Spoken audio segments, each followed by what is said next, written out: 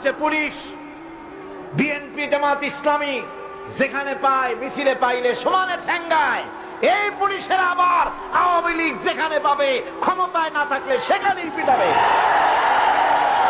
কথা ঠিক কিনা? এগুলি মনে মনে রাখতে হবে, এগুলি ইতিহাস, এগুলি ইতিহাস। আমি কি বাড়াই বলছি না ঠিক বললাম? এই পুলিশরাই দেখে রেখেন, এরাই আজকের যে স্বরাষ্ট্রমন্ত্রী, কালকে দেখবেন পিটানের ঠেলায় ক্ষমতায় যদি না থাকে হসপিটালে শুয়ে আছে। এগুলি তো আমরা পত্রিকায় দেখি, ছবি শুদ্ধ দেখি। কথা ঠিক কিনা? এগুলি আমি বললাম কেন? এই জন্য বললাম, ইতিহাস ভুলে যাওয়া উচিত না, ক্ষমতার দম্ভে পাগল হয়ে যাওয়া উচিত না।